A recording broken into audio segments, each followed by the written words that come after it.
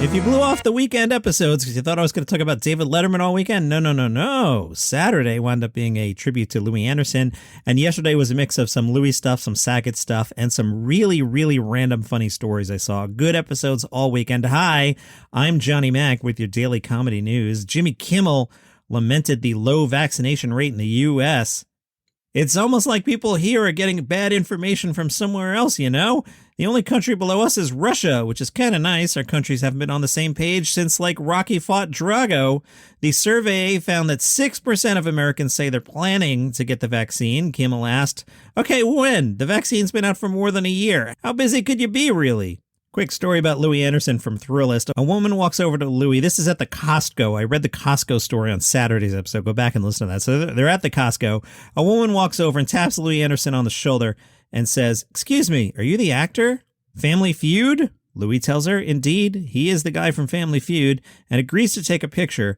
The woman cajoles her teenage daughter into taking a picture with Louis Anderson. The girl sits down next to him on a couch, looking mortified. Louis puts an arm around her and says, you don't even know who I am, but it's better to get it over with, isn't it?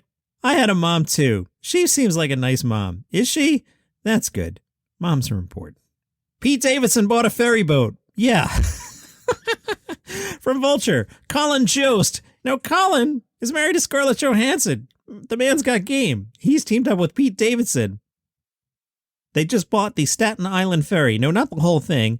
A Staten Island Ferry. The New York Post reported on January 19th that an anonymous bidder had spent $280,000 on a defunct Staten Island ferry at an online auction.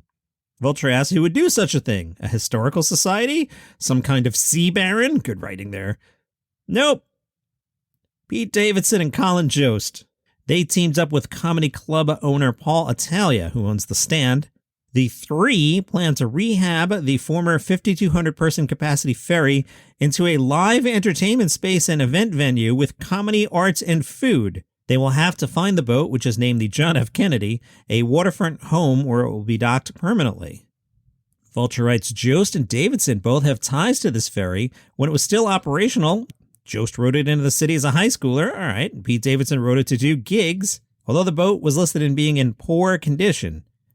Won't be a problem because it'll be a docked comedy club. I totally forgot on Friday to tell you this one.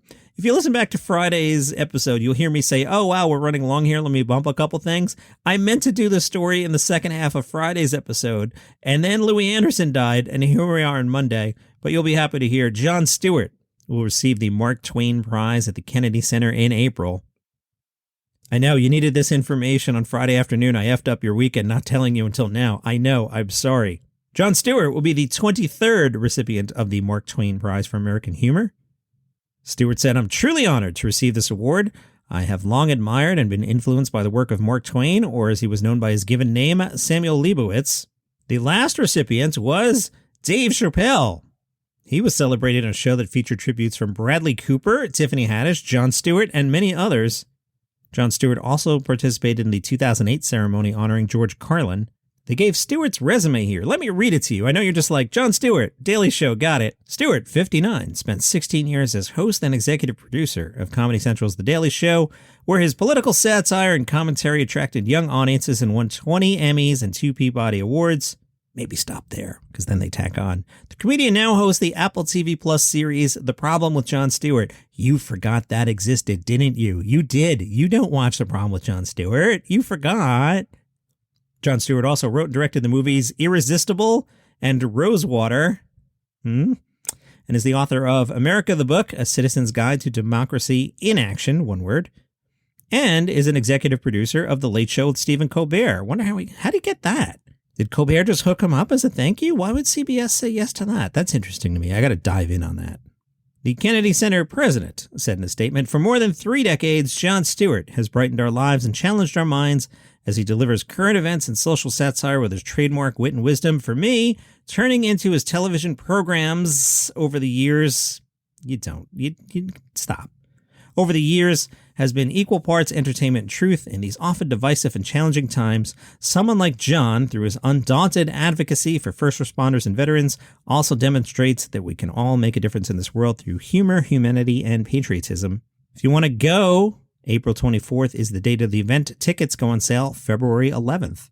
Tom Segura announced he wrote a book. It's called I'd Like to Play Alone, Please. In the book, coming out June 14th, Tom Segura combines his signature curmudgeonly humor with a revealing look at some of the ridiculous situations that shaped him and the ludicrous characters who always seem to seek him out. I haven't read ahead here yet. Do you think we'll see the copywriting rule of 3? I bet we do. Let's continue.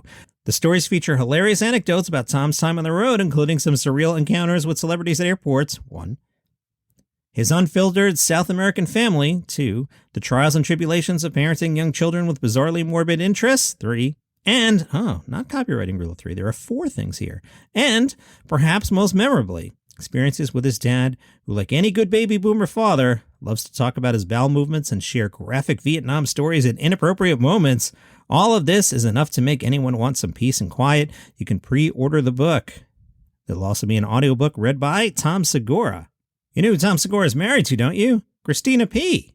And she's returning to Netflix with her 3rd comedy special. They were planning on recording Saturday night in New York City at the Gramercy. I'm assuming that taping actually happened. If so, it will be a Netflix special later this year. David Cross announced he has his own special. This one is called I'm from the Future. This was recorded November of 2021. It'll be out February 12th at officialdavidcross.com. If you'd like to be part of the show, you can leave me a voicemail and I'll probably use your voicemail on the podcast. Go to podinbox.com/dailycomedynews, podinbox.com/dailycomedynews. If you want to talk about something or tell me I'm stupid or talk about Louis Anderson or Bob Saget or just say hi, podinbox.com/dailycomedynews. I saw the Hollywood Reporter listed the top streaming series for December 20th to the 26th. I know that's a month ago, but caught my eye. Original series, The Witcher, Emily in Paris, Hawkeye, Wheel of Time, Lost in Space, Baking Show, Jurassic World, Daredevil, Jim Gaffigan Comedy Monster. 186 million minutes viewed. That compares to The Witcher, which had 2.73 billion minutes viewed. But more people watch Gaffigan than Money Heist. Over the weekend, they screened We Need to Talk About Cosby at Sundance. I'm looking forward to see what people are saying about that. Yahoo writes, directed by W. Kamau Bell, Cosby serves up a compellingly nuanced look at the actor and stand-up comedian formerly lauded as America's dad, but now an accused serial sex abuser. Bell found himself drained by his Cosby quest, but he persisted, saying, "Who I am and what I've done helps this project. It shows I'm able to navigate difficult conversations. I'm a black kid who learned from Cosby and in some ways learned the lessons that helped me make this film. Still, this is hard. There were times when I wanted to quit while making this." Mark Lamont Hill is a professor at Philadelphia's Temple University. He pointed out early signs of Cosby's behavior, if only we had not all mutually agreed to never connect the dots. He pointed out Cosby's old Spanish Fly stand-up routine, in which Bill Cosby enthusiastically endorsed an alleged aphrodisiac that would render women helpless. Hill said from day one, he was talking about putting things in women's drinks and getting them to do what he wanted them to do. So when we fast forward, it's not a huge leap to think that what he was talking about in the 60s, he was doing. That is your comedy news for today. Follow the show on Apple Podcasts, Spotify, Overcast, wherever you get your shows. See you tomorrow.